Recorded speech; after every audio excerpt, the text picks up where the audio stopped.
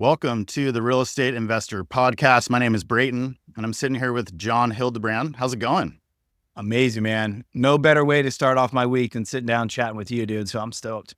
Yeah, a little coffee session Monday morning. I got it. I'm ready. Love it. Yeah, so just to give you guys, for the listeners out there, I wanted to give you a little background or a little intro for John. From what I know of him, I met him I first saw him in host camp when I joined Rob Abasolo's short-term rental community. Shout out to Rob. And actually recently I started doing some coaching as well in creative camp. I think that's when John and I started chatting a little more. We have a lot of mutual friends in the communities of creative camp and host camp. So shout out to Rob. If you guys are looking for the best short-term rental communities and combo creative finance, check out host camp as well as creative camp. Go join those and get access to amazing deals and people doing short-term rentals all over the country doing really cool stuff. And so John, you're a official Airbnb ambassador. He has a short-term rental management company, Hild Homes. He's a short-term rental operator, and he's really kind of just an underground legend in the short-term rental world. So I'm stoked to have him on here and kind of see, I'm really curious, like how you got started in real estate and what you've been doing with your businesses and the stuff you got planned. It's pretty inspiring. So tell me a little bit about, how you got started in all this. Man, I appreciate that intro, dude. It means a lot coming from you for sure. And yeah, big shout out to Rob for connecting us. I think that's what's so awesome about being a part of the community, because your world is so new to me, and I'm just been like a sponge, like watching you and listening to everybody about sub 2 and create. My brain's was like, whoa, what is this world? So yeah, you're the man. I appreciate it, and thank you for having me on. But I'll just do a quick bio. Also, you did a great job. But yeah, I started hosting.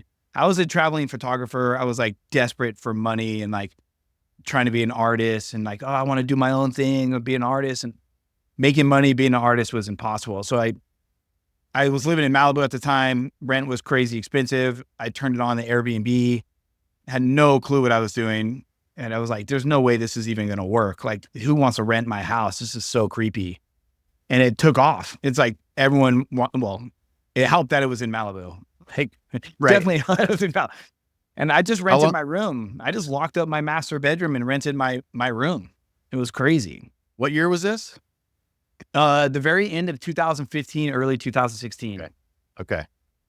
And literally, like, I just kept my stuff in the house. Like, looking back at it, it seems crazy. Like, my refrigerator was stocked with my food. I'm like, yeah, eat it if you want it. All good. I was like, so it seems so nuts. Oh, epic.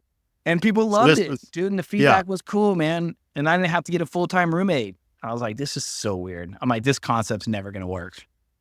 Right. And this was on Airbnb. Yeah, I was on Airbnb. Just listed your house. Yeah, I was a photographer. So I was like, I'll just take my own photos. I can figure it out. Can't be that complicated, right? I can talk to people. And then once I got confident, I opened up my whole house, and that's where the money really started making more sense, because it was like a whole family could stay there. And I was like, oh, wow, this is cool. I'm just going to take more jobs or travel more or whatever. And then fast forward, my brother was doing real estate in Malibu. I was kind of looking for a change at the time and trying to like explore more what I could do. And he's like, dude, why don't we buy a house together and you turn it into an Airbnb and make it full-time rental? And at the time it was only Airbnb because that's all I knew. Like, I was naive to anything else. So we bought a place in downtown Inglewood, next to the football stadium that was getting built. We bought it like a year and a half before like the full announcements of it being built and then breaking ground. So it was kind of risky. And then my brother was like, look, I'll take care of all the real estate deal. You take care of trying to figure out how to remodel this place and get it on Airbnb, and we'll be 50-50 partners. I'm like, yeah, what better partner? I'm like, you're like the master in real estate. So it's like, I felt so confident. I'm like, all right, let's figure it out. Looking back, didn't run a single number, had no idea projections at all, no idea if we were going to make it rent. I was like, sure, let's do it. Sounds fun. Right. Yeah. Yeah. And that's where most people start, it seems like. Dude, I kind of wish I had that feeling sometimes too, where it's like, now I overanalyze everything and like, yeah. Yeah. And we just went for it. And then like a quick story of it, it just literally took off. And I just learned as I went. I listened to whatever I could. At the time, there wasn't any coaching too much, or no podcast too much. There was like a handful of people I would listen to and just read as much as I could. And then I just started telling everybody, I'm like, dude, this Airbnb thing is crazy, dude. Like, I'll never forget the story. I was in Park City. I was hiking backcountry snowboarding. I get to the top of the mountain and my phone went off and I was like, oh, what's this? And it's like Airbnb message. It was like a $10,000 booking. I was like, wait a minute, what? I'm literally snowboarding backcountry. I just got a $10,000 booking. Like, could this be a real life? Could I make this real life? Like, this is nuts. And then from that moment on, I was like, I got to figure out how to scale. Like, this is the coolest job ever. Like, You were all in. I was all in at that point. I'm like, I got to figure this out. But I still never really took it serious. I did that one property for like a solid year before I was a little bit more confident to like get another property. Mm-hmm. But I just learned everything. And then I moved back to Arizona. I purchased basically 2 homes at the same time. Prices out here were way cheaper than California. And I just went all in. I gutted it, hired a designer, worked with other people that were doing it out here in Arizona, and just kind of like networked as much as I possibly could. I bugged the crap out of anybody that was in the space ahead of me, just asking a million questions. I'm sure they were like, okay, dude, you kind of drive me nuts. I was like, I'll buy you lunch, whatever. And then that's when I started learning about the software and the programs, and like both of those places took off really fast. One of them ended up becoming an Airbnb Plus listing. I was the last Plus listing before the whole program shut down. And that's how I got into connecting with Airbnb. Like, the Plus program opened up so many doors for Airbnb. And then obviously COVID happened, and they couldn't photograph it. I was like, look, I can photograph my own place. I got it. They're like, really? So I ended up shooting my own place, which then led me to become like an Airbnb photographer just to learn. Nice. I was like, I'm not going to make barely any money, but I just want to learn. So I was like, and that's kind of how I got into this whole like Airbnb family. And I can explain that a little bit too, if you want. Yeah. So just having a couple rentals, starting to photograph other people's listings, sounds like. And you guys were buying these with like investment loans, DSCR loans. How are you getting into these at first? I laugh at it now because I was like so traditional real estate, right? I didn't know there was other options. I was lucky enough that like I've been saving my money a lot. I sold a business. I sold my house in Malibu. I still was making great money on the rental in LA. So I had some money stashed aside. And the first property I bought in Arizona, looking back, I should have bought more. It was only $350. So we ended up paying cash for the property, which got me a good deal. And then I just maxed out every credit card I could to do the remodeling and furniture. And then I was able to refinance, and I got all my money back and some. Nice. And to me, that's when I was watching Thatch. Is that his name? The Burr strategy guy. I was watching him like crazy. I was like, man, this Burr strategy is like the best thing ever. Like, and that was kind of like my first Burr, and that's what helped me buy like the other place. And then my dad and I ended up partnering on the second place because he was watching what I was doing. I was just talking about it nonstop, and he was like, wait, I want to partner on something with you. So yeah, all my deals have been pretty traditional. Love it. Yeah, but it's, probably when you refinance that one or those, the rates were lower, right? So that it allowed the property still cash flowed. I'm assuming.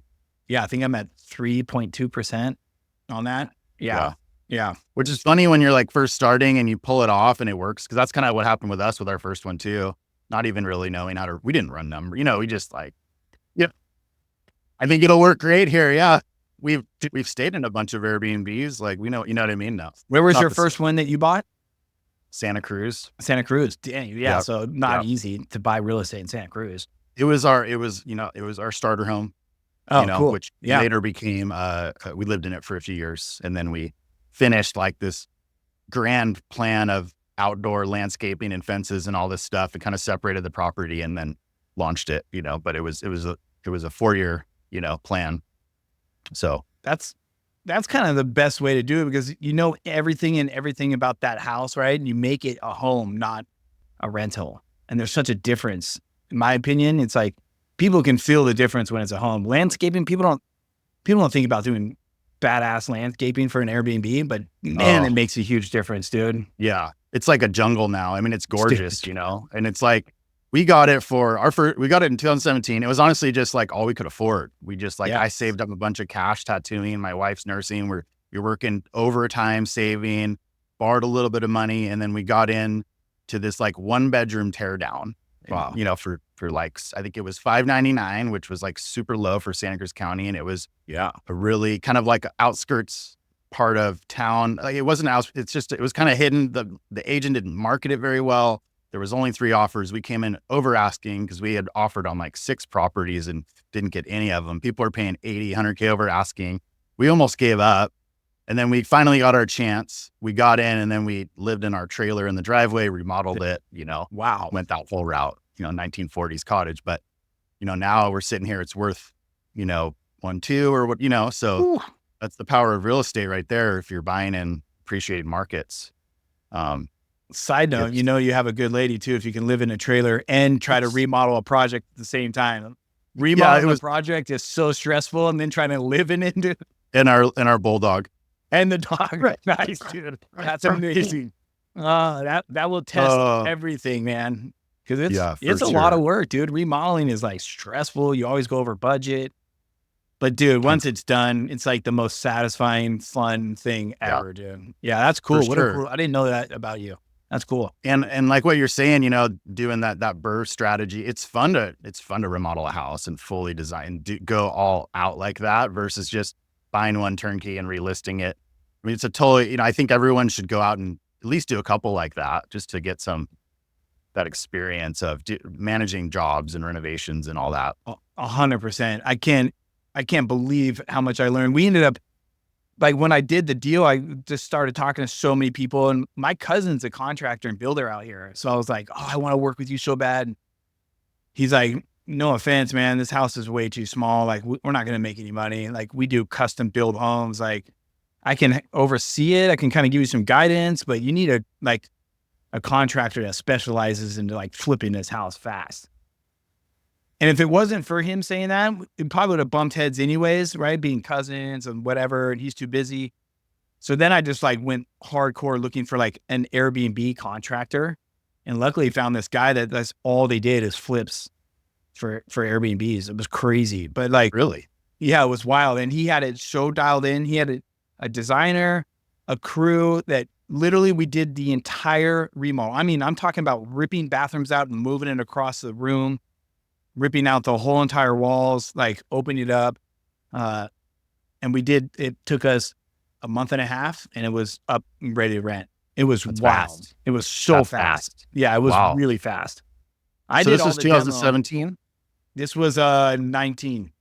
19? 18. Okay. Yeah, 18, 19. Yeah, 19. That was your third rental at that point? Yep, that was my third rental.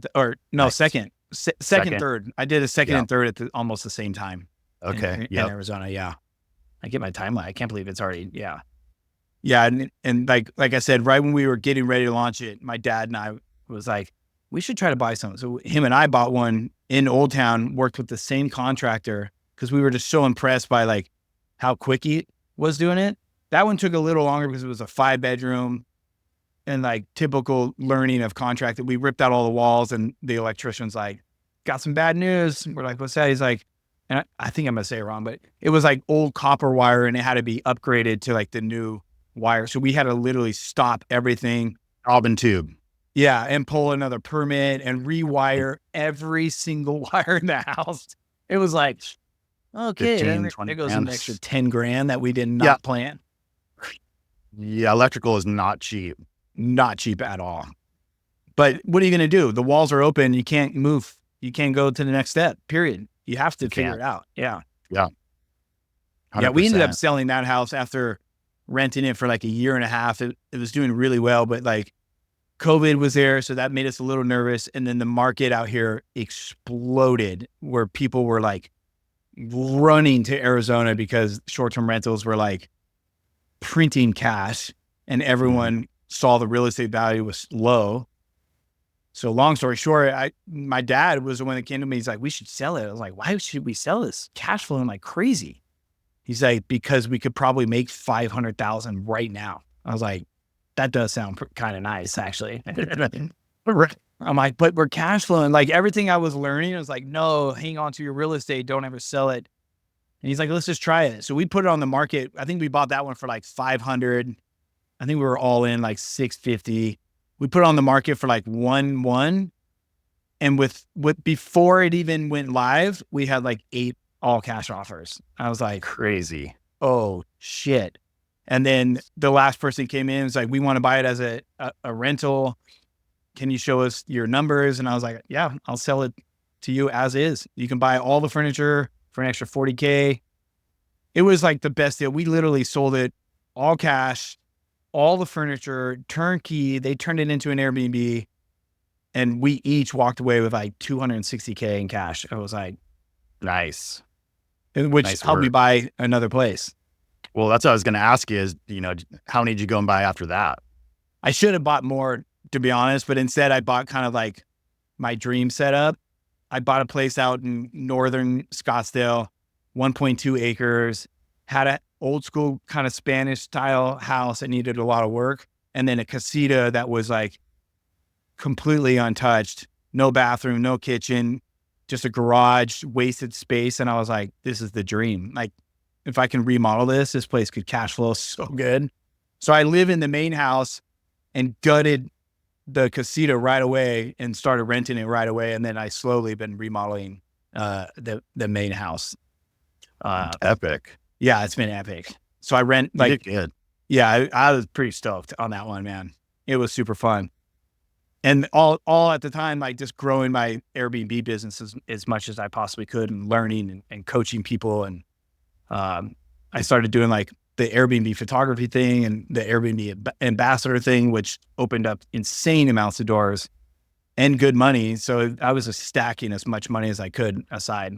And then my dad and I ended up buying a house up the street, even though he thought I was crazy buying out here. He's like, no one's going to rent out there. That's 30 minutes away from the city. I'm like, if you build it right, I feel like people will come out here. So we found a house that was halfway built. The builders were kind of over leveraged and kind of arguing with each other. We walked into the house and we're like, hey, we want to buy this house. And they're like, we would love for you to buy this house, but it's not done. We're like, no realtors. We'll pay cash. We'll make it easy. We'll pay half of it now. We'll pay the rest when it's done. And they were like, okay. So we were able to like modify a few things. We put a pool in. Yeah, we pimped it out, and that place is crushing now. Amazing. It's fun to work with my right. dad too, because he like brings like the business side and I bring like the visual creative side. So I'm lucky. We have a good partnership. It's pretty fun. That's great. So that was what, 2020? Is that during COVID? That was right after COVID. So 21. Yeah, 21, 22. Okay. Yeah, we're already in 24, man. It's Yeah. crazy. Yeah. Not too long ago. So that one's been running a little over a year and a half live. Yeah. Awesome. Yeah. So when did you start your management company? Tell me a little bit about that. Yeah. Never in a million years that I thought I would do that either. So so I took like a backtrack a little bit. I took like a year off of like social media. I was doing tons of social media with like my photography stuff and like just party life and like whatever, right?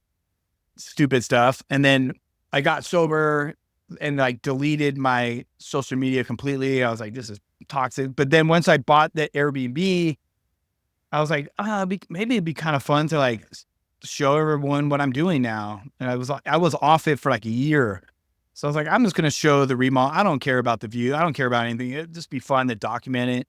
I love photography and filming anyway. So it was like, so I started filming the remodeling, and then that's where I started getting just a million questions. People were like, oh shit, what are you doing now? Da, da, da. So during that process of like showing it all, people were asking. And then once I started showing the management side of it and the stuff I was doing with Airbnb, and like, I never really dove too much into the numbers that much, kind of protect that side of it, but rough numbers, right? I was kind of telling people what I was doing. So I was just wanting to build Hildy Homes as my own properties and my management company. I thought it would be easier to brand it if I was like, if I have full control over my own houses, like a lot of times I'll paint like a red door even. And like I was trying to brand it. Mm-hmm. And I was only going to ever manage my properties. But then the more I kept putting out on social media, homeowners were reaching out to me like, hey, would you manage my property? And for like 6 months, I was like, no way. No, thank you. Like, did not interest me at all. Mm-hmm. And I was nervous. I was like, I don't know how to manage somebody else's property. There's so much other things to think about. Right. But then this one guy came to me and he's like, please, dude, like I already have the house. Like, I don't want to sell it.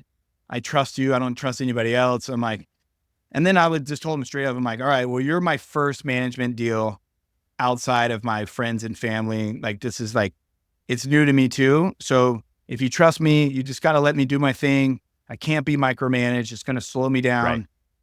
Just trust me. And he's like, all right. So, we went back and forth on design, and I was like, all right, I probably should just put this under Hildy Homes. And I tried to think of ways to like tell the guests like, hey, this home I don't own, but I manage this one. And guests didn't really seem to care too much. They were like, cool, whatever.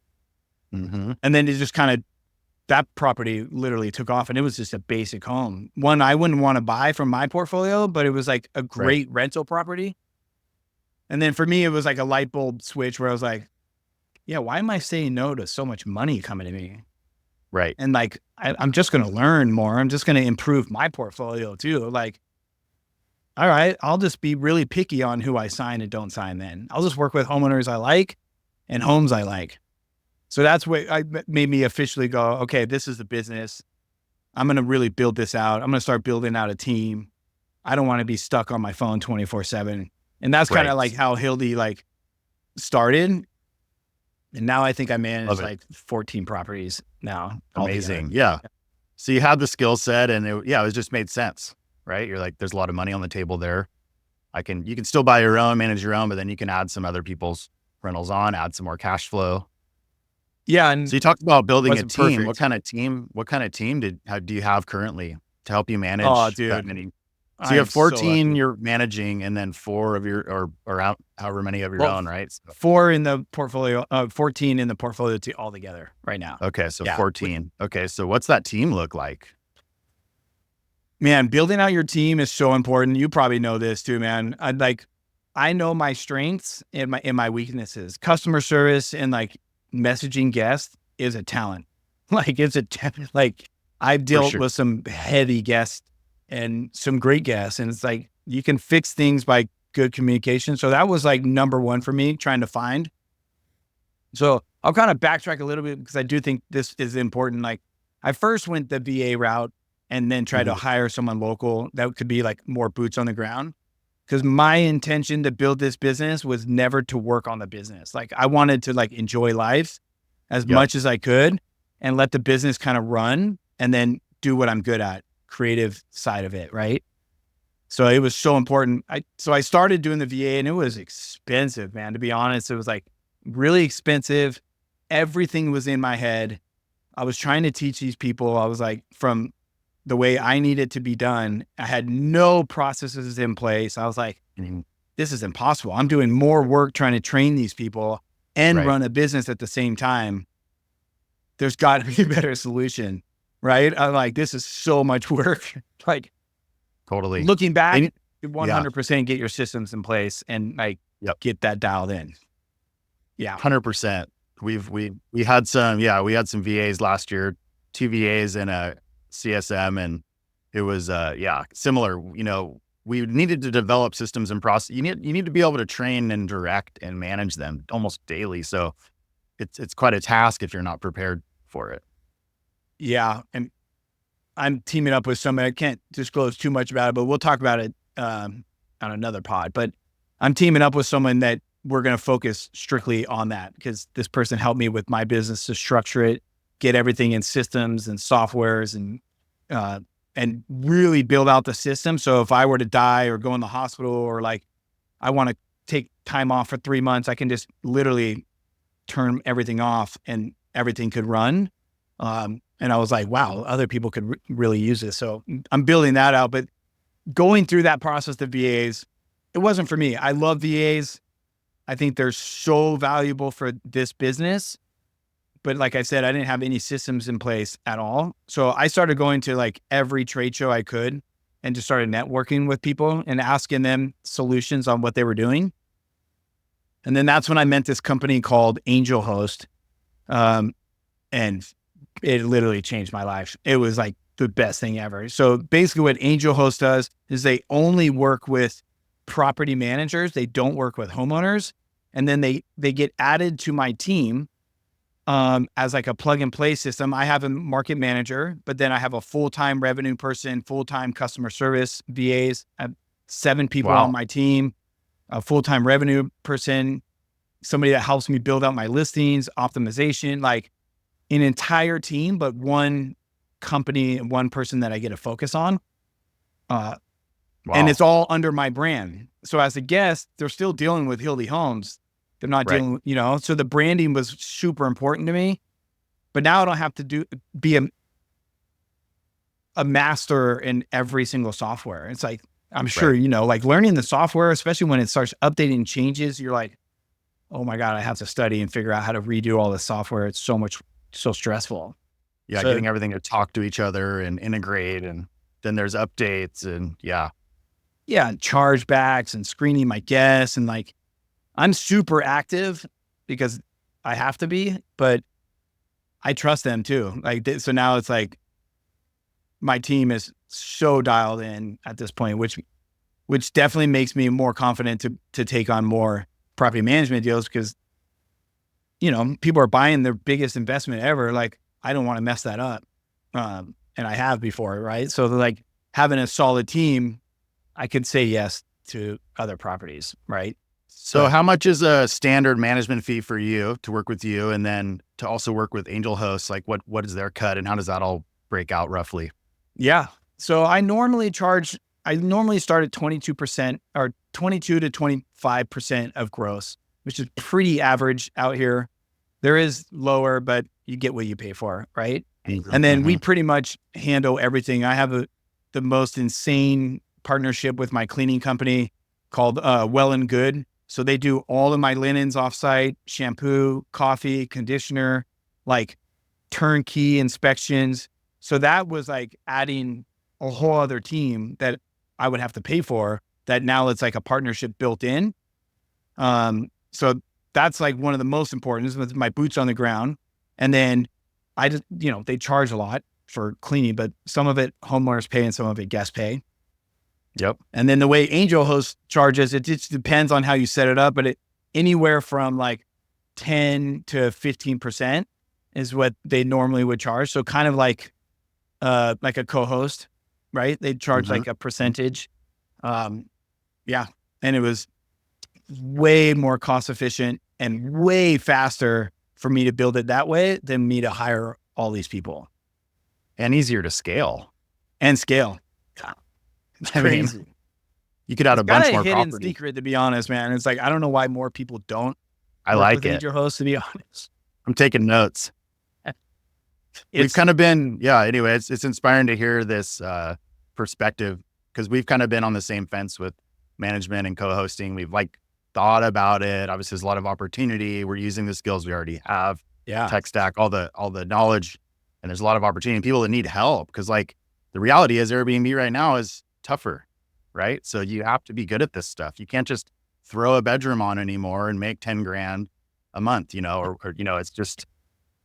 Damn, right? I wish those days were still like that.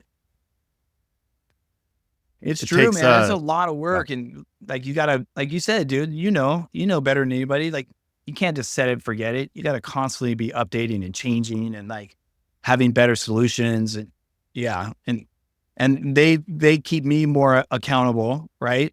I still try to go out and learn as much as I possibly can and bring it back to them too, because it's a team. Without us working together, it's still going to crumble, right? So you still got to like know what you're doing. Yeah. So what's the end goal with that? You kind of mentioned this to me before off camera, but I think you mentioned wanting to build it up and maybe sell it someday. Do you have a number in mind or a goal with that, or what's your exit? 5 years, 10 years, couple years. Yeah, I'm I'm wanting to talk with you a lot more. I'm learning more and more the creative space. It's so interesting to me, and I've been learning so much with Rob on his coaching. I love the process of buying homes. So I've never partnered with outside money before. It's always been really close friends and family in my own money, right? Mm. So now that I have everything really buttoned up and really dialed in, my ultimate goal right now, main focus, is to buy some creative deals and partner with somebody that has cash that wants to get into the business and either wants to learn and kind of be like a mentor and I'll teach them everything, or they just want to be cash and be completely hands off. So that's my main focus. I'm really trying to want to get into like 3 to 5 deals this year that way. Nice. Which I think will be possible. I think we got a lot of like good potential out there. And then when it comes to property management, again, super selective. Like I say no 90% of the time, and not just to sound like, oh, I'm too good for people. That's not what I mean. It has to work. Like I have to like the homeowner. The homeowner has to like me. They have to have the same vision that I do. Like you said, you don't just put it up on Airbnb and rent it anymore. Like you really got to think about the guest experience. There's so many other things you got to think about. Design has to be amazing, or at least really good furniture and good design. And if the homeowner doesn't see that, we're just not going to work together well. So it just doesn't make sense to try to force it to make money. So I would like to get it to like probably 30 properties, 20 to 30 properties max, to be honest. Yeah. Sounds great. Well, quality over quantity. Yeah. Yeah. I'm just going to say it. I freaking hate that question so much when you go to trade shows and are like, dude, how many doors do you have? You're like, oh, yeah. I'm like, what does that matter? Like you have one door, that's a home run. That's badass. You can have one door that does 10 times more revenue than 30 doors. So that's so like something that's impressive when you're newer to real estate investing. And then after a year or two, you're like, okay, because there's people with 1,500 doors, but they really just partnered on a syndication. They don't even own them. But they're saying they own 1,500. So there's a lot of like fluff and BS. And at the end of the day, it's how much you take home, not how much you grow, at the end of the day with any business. So quality over quantity, do things consciously, scale with intention, and ditch the losers, cut them, as you go. Like don't hang on to losers. Yep.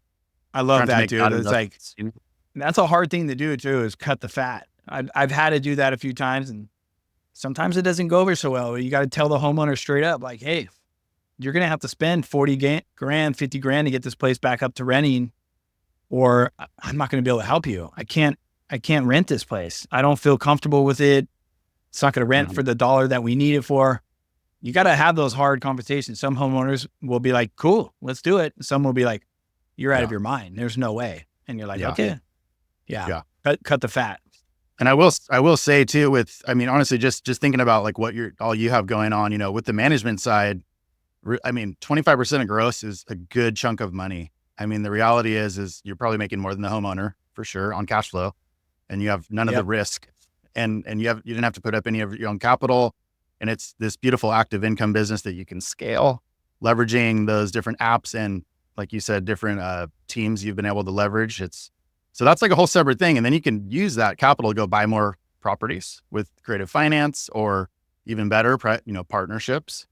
So that's super powerful, That's one of the main motivations. Like I have great homeowners right now, and I'm so lucky. I have some of the best homeowners that let me do my thing and really trust me and like don't question too much, right? And that's what the properties are super successful. They start to work, and it makes it so much fun when I get to go to the homeowners with like good stuff, right? And be like, oh, check it out. We got a rent, and this guest is over the moon excited about your property, like loves the property. It's like, dude, no better feeling.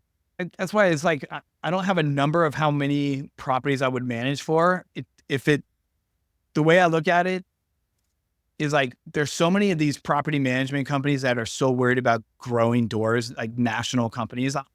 And I'm not a fan of these big national companies, to be totally honest. Like, I think it's really important to have solid boots on the ground. I think it's important to walk the property. I think it's important to feel the property, meet homeowners, be a part of the community. Like, I'm huge in advocacy and being a part of the community. I try to talk to my neighbors. Like, you just don't get that with large property management companies, and no fault to them. It's just impossible. Like, you can't do it.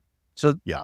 for me, it's like, I'll keep growing as long as I can, like, have that relationship with my homeowner still, be able to walk the property, have somebody walk the properties. I think it's really important, and it shows in the reviews and the bookings. Right. And you're able to maintain that standards across your whole portfolio, which is important. I don't think the big, Vacasa and some of these big companies, they can't do it. The reviews aren't good. And for them, it's a numbers game. So they're scaling massively, which looks good on paper, but it's not sustainable. Yeah. I don't know how they do it, to be honest. It's so tricky. Like, managing that many different types of people, guests and homeowners and all the different types of crew. It's like, whew. That's why it's like, I stay pretty close in my area. Like, I still have the one property in Malibu because my brother and I are partners on the house. So I still have that property, and I have, I lived there for 15 years. So I have so many resources. It's pretty easy. It runs itself at this point. Nice. And I do everything from remote, but the most of the time I like to be able to drive to the house. Like, I get so nervous. I mean, you and I have talked about this a bunch, dude. Like, I get nervous buying out of state. I'm like, oh, am I not going to be able to get there quick enough? And you're always like, nah, dude, just do it. Yeah, just do it. We invested in the Smokies, and it was kind of like ripping the Band-Aid off. We listed our house in Santa Cruz. We were already in escrow on a cabin in the Smokies. We drove across country in our fifth wheel. It was one of those types of things. We were just stoked, immediately bought another property. And it was like, we instantly went into the managing remote thing, like right off the gate. And because we were in Tennessee managing our Santa Cruz one, and we had just launched. And then we came back from Tennessee after doing this remodel and setup. And we were like, oh man, this is the real deal. Like, we're 3,000 miles away. I mean, luckily we have amazing cleaners and handyman and Tennessee. The Smokies is, if you're going to do it, it's an easy place to do it because it's such a seasoned vacation rental market, and they get like 17 million tourists a year out there. So the trades out there are all really tailored around the vacation rental market. So there's a lot of help. Yeah. Which I would say makes it a little easier to manage remotely. Yeah. See, I'm jealous that that's how you did it, because now you're not scared of that at all. And I talk to people all the time that their first property, they didn't even look at it. Like, they just bought it. It's like like you said, 3,000 miles away. I'm just like, wait, what? Yeah. Yeah. I'm like, that seems, and I know it's possible because I watch people like you, Yeah. you guys do it all the time. So that's probably one of my goals. I want to get a lake house anyway, so I can't buy a lake house in Arizona. Epic. Yeah. Yeah. It's funny. We're doing all these creative deals, and half the buyers don't even walk them before closing. And it's, at the end of the day, it's kind of like, get the inspection, like make sure, there's nothing major catastrophic. But other than that, they're taking them as is, and they're going to do their thing and run them, Yeah. So. Yeah. The creative thing is really cool, man. Like I said earlier, I love watching you in the host camp with all these deals and watching, because it's such a new type of energy for me that is like, it's so fun to like learn and listen to people that know what they're talking about in that space. And it's still just like mind blowing to me watching some of the deals that you've helped some students on, man. And it's like, it's so cool. It is like literally so cool, dude. It's been a lot of fun, and it's cool when you start factoring in not just the cash flow, but it gets really interesting with creative deals, because you're taking over people's payments sometimes via subject to, or doing seller financing, or a hybrid combo of the two. And what's awesome is you can get these low equity, low entry deals where you're putting much less down than you would with an investment loan, where you had to put 20%. The one we got in the Smokies, the first one, we had to put 20% down.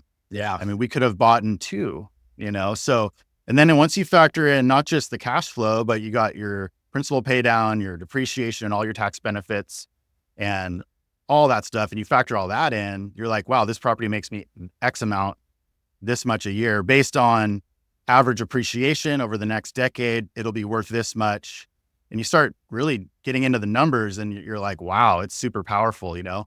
You start bringing in like capital partners where you don't have to come out with any of your own capital. Then you're like, wow, so I'm buying these houses with someone else's money.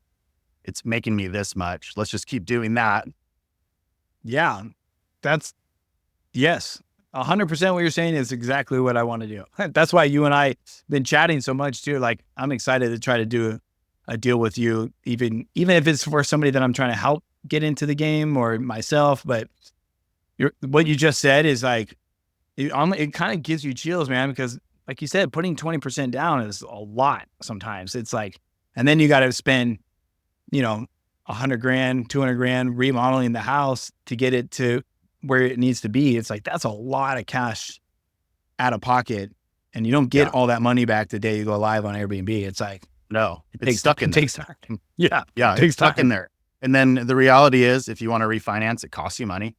Yeah. You know, everything costs money. The money, you know, just because you own something outright and you have $1 million in it, it's worth $1 million, it's owned outright. You don't really have access to that cash without leveraging it somehow, which costs you a lot of money. Yeah. You know? Yeah, that's a good point.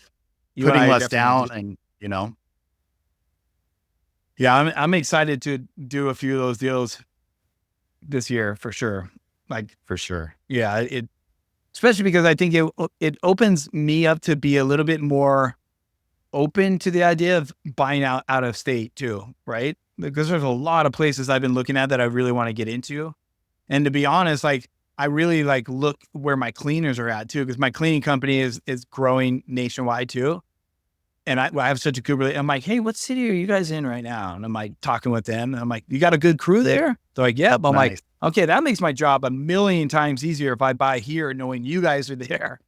So sometimes you already got the relationship. Yeah. It'd totally. be like plug and play. Yeah, 100%. Yeah. And I mean, there's a reason these, you know, a lot of these creative finance deals are selling, right? Like they're not performing in one way or another. Either the management is off, the owners aren't doing a great job. Maybe it needs a little refresh. I mean, definitely, I think going into them with the mindset of, I'm getting a low interest rate, lower entry deal, which is awesome, but I am going to have to put some elbow grease into this to get it. You know, you're going to do the, you know, your management style with it and just make it crank, right? And then you're going to use your design sense to push it over the top and kind of outperform the competition, because a lot of people went in, I think, and bought similar properties and operated them, you know, and now no one's standing out. So now you got to like kind of try and be in the top 5% to really get them to work. Yeah. And it goes in cycles, man. Like, you can have one property that's, you know, just a nice home, good design, whatever, that will crush it. And then all of a sudden the market, everybody wants a different type of design or all these amenities, and you don't have that. You better watch and then switch and do something a little bit creative to get those customers to come to you. Because if you're offering the same price, and the customer is going to be like, why would I book this house? I could book that house. It's got like a slip and slide and pickleball and arcade games. You just have like a cool couch and a TV and that, you know, right? Yeah. Yeah. It's like, okay, that doesn't quite make sense anymore. Yeah. Scottsdale is crazy, man. This market out here is like so competitive, and what people are coming in and doing is just mind blowing. It's like, oh, that's a serious investment on that house now. Yeah. Serious investment. So you got a lot of that still happening. People coming in and like heavily renovating and over designing and stuff. Yeah. Way over design and over amenity. Mm-hmm. It's become a full on amenity game here. It's like, who has the best amenities at this point? It's not even so much the house, right? The house could be okay, you know, not even a great house. It's like, and then they just put some lipstick on it. But I think like, I'm sure you probably see it too, but in my view out here in Arizona, at least, it's like regulations are changing really strong and there's too many. So it's kind of correcting itself, which I'd said about 2-3 years ago that would probably happen. And I think that's where we're at right now here. Is there's a lot of correction going on. There's a lot of people that are like, oh, wait a minute. I was doing all my numbers in 2022, 21, and it said I could make $200K on this house and I'm only making 100. It's like, yeah, you can't go off those numbers. That was the gold rush. That's not going to 100%. And people are selling like pretty fast out here right now. I've seen a lot of Airbnb homes on the market for sale. Yeah. Yeah. And that's where a lot of these creative deals are coming from, because they're not able to sell, because the people buying them for the same reason. They're like, well, I'm running my numbers, and based on what you did this year and last year, this thing's not going to really cash flow. And if I have to go get a loan at 6.5% or 7.5%, like, income's a subject to offer. That's right? where the subject to really starts to make sense, right? Yes. Where 100%. people bought too high, the interest is too high. They're not making any money on the rental. They just want out at that point. Yeah. And we're helping the sellers, sell. Yeah. And then the listing agent, obviously is getting paid a commission. And then we're also helping another investor who's they're still trying to buy rentals for their portfolio. So we're kind of we're solving a lot of problems and helping people on all sides. Yeah, it's cool. Which is cool. I just think it's just a different way to transact real estate right now. And I don't think it's going away anytime soon. Not just because rates are coming down a little bit, Yeah, you probably don't want rates come down too much, really. Yeah. There's always, we'll just adjust as we move forward, right? That's what I said And too. I'm like, the rates come down 1 point. It's not going to make a difference to me at all, really. It's not going to make that big of a difference. It's just more buyers at that point, right? True. Yeah. Be good for the economy. Good for the real estate market as a whole. Prices will go back up though. Oh, so dude. I've already seen it out here. People are like putting their house on the market now for like COVID prices. I'm like, there's no way you're getting that. It's going to sit there for so long. There's a lot of that. Yeah. Yeah. Sellers are a little disillusioned with that, thinking they can still get $800K when it's only worth probably $650 now. And they got a massive interest rate. And yeah, it's a tricky time for sure. Yeah. The interest rates could literally destroy your profit on your short-term rental. As you know, like that alone could make you not profitable, right? It's like, you really got to run your numbers now. It's not like, oh, this is a cool house, I'm going to buy it and crush it. It's like, you really got to run your numbers and really make sure nowadays. 100%. Yeah. When you're underwriting a deal, that interest rate aspect really is the biggest dictator on cash flow. Yeah. When you go from 3.5% to 6.5%, it's a game changer. Dude, that's a huge difference. And that's why everyone wants to buy the creative deals right now, because they're the only ones really that can cash flow, Yeah. With traditional deals are hard to find, man. Trust me, I've been looking. I mean, I've been trying to buy in Flagstaff for a year and a half, easy, maybe longer. And I just haven't found the one that makes sense, but it either way too overpriced. Yep. The revenue doesn't make sense. The interest rates are too high. It's like, yeah. So the creative deal up there would make total sense, but it's a little tighter so far up there. But I think the creative side will probably open up pretty soon there, in my opinion, just from watching, because some of these houses have been sitting on the market for way too long at this point. Totally. Yeah. They're holding out, but at some point it's like, well, I need to sell. So let's consider some other options, Yeah. And it's a part of like education with everyone involved, right? Just educating on, hey, here's how it works. We're not saying this is necessarily the best solution for everyone, but it's an option. We'd love to present you with these options. A lot of times sellers don't even know they have these options because their agent representing them didn't even tell them they do, So kind of getting the agent on board as well, like explaining to the agent how you transact that type of deal, and then helping them kind of get on your side and help you pitch to the seller. That can really help, Yeah, I could see that. A lot of education. And so it's new. It's so new to a lot of people that are like, wait, what is this guy even talking about? Is this even legal? Which is kind of fun and makes it cool. Like you said, you got to help people get out of a bad situation and still make some good money on both sides, the investor and the person that wants to sell. Totally. Yeah. And it opens up a whole different way we can a lot of times hit full market value asking price, with creative deals. So that can be really attractive to the sellers, because a lot of times they're stuck on 2021 pricing, right? They want that highest value. So you're like, I can give you that if you work with us on terms. Yeah. We can structure something that works for us as well. Then it's a win-win, right? It's so cool to me. That whole process is so cool to me. It's such a different way to look at buying real estate. You don't have to have a ton of cash saved up, right? You can get smart. Yeah. That's why I'm so interested in it, man. That's why I want to partner with somebody too, because like it'll be a win-win for somebody, somebody maybe have an experience with that side of it. And then I bring the 100%. experience of, so yeah, I'm excited. Yeah, and a lot of times you're getting more in the tax benefits that first year than you put down. Yeah. Which is where it gets really wild. Yeah. Yeah. I think it's like getting paid to buy a house practically. Pretty much. It's crazy. Yeah. Some of the stories I've heard through the host camp with people, I'm like, wait, what? Like, is that real? That really happened? That's a real deal? Holy, like you wouldn't believe it unless you were talking to the actual person that went through the deal. You're like, wow, you're making money by buying this house, and then you're going to make money renting it. Wow, this is genius. Yeah.